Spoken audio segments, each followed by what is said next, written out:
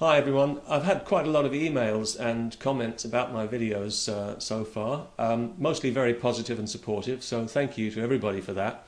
Predictably, some people have been less than friendly. Some have told me they hope I die a horrible death. I've been threatened with all kinds of violent retribution, and I've been called some pretty inventively disgusting names, because of course the human imagination is very fertile, as we know from reading the scriptures. One guy was particularly preoccupied with anuses and boners for some reason. I think he had a thing for Jesus. But some people even went so far as to call me anti-American, which has got to be the stupidest thing I've ever heard. Actually, I take that back. Intelligent design is the stupidest thing I've ever heard, but that one runs it pretty close.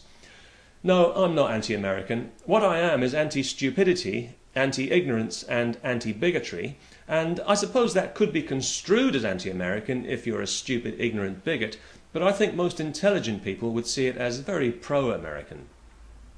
I do think it's a shame that America, like Britain, is governed by criminals, but there's not much we can do about that because we live in a democracy. What are you going to do? Vote? Yeah, right. Good luck with that. No, I'm much more concerned about America's relationship with God, because that's not actually based on anything real, whereas its consequences are extremely real for everybody on the planet, including me. So excuse me if I'm a little picky about this, but I just don't think that anyone who's looking forward to the afterlife is qualified to run any country. And right now, in the United States of Jesus, it's easier for a camel to pass through the eye of a needle than it is for an atheist to be elected president. The American people have made it clear they want a born-again Christian president, even if it means putting a 10-gallon hat on a half-pint head.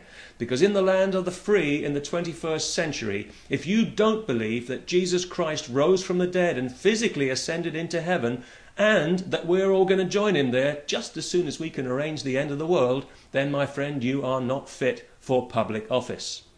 And this is why there's now daily Bible study in the White House and in the Pentagon, because they're all experts on their Bible in those two places. They know all about who begat whom and who smote whom and who spake unto whom, but they're not quite sure where Italy is. But maybe I'm wrong to be concerned about all this, or about the fact that 45% of Republican voters call themselves born-again evangelical Christians, and they don't mean it as an insult. Or that President Bush Sr. says that he doesn't think atheists should even be considered citizens. Or that so many people in the world's most advanced country don't want evolution taught in schools because they believe the earth was formed 6,000 years ago, shortly after the invention of the wheel. It was a world where people and dinosaurs lived together, apparently, just like in the Flintstones. And this is appropriate because, to me, America is like a dinosaur, a massive, powerful animal with a tiny brain. My country, Britain, is like a much smaller animal, but with a brain that's just as tiny. Those two things could rattle around together like two peas in a bucket and you couldn't tell them apart. So if I'm anti-American, I'm also anti-British, because I'm anti-stupid. And yes, that would include anyone who believes that America is one nation under God, any more than it was before the Pledge of Allegiance was hijacked by Christian zealots, or that "In God We Trust" is some kind of American national motto, any more than it was before the currency was hijacked by Christian zealots. The truth is, America is not a nation under God at all. It's a nation under a spell. It's only a matter of time before these people start pushing for the cross to be shown on the American flag. You think I'm joking, but you know I'm not.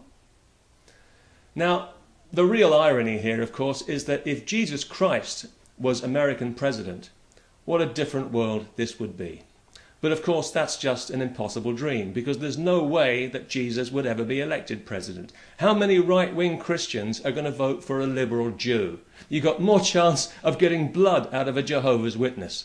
He's from the Middle East and he looks like a goddamn hippie. The Fox network would crucify him if he hadn't already been arrested as a terrorist. Now, I think right now that America is probably just a little too Christian for Jesus.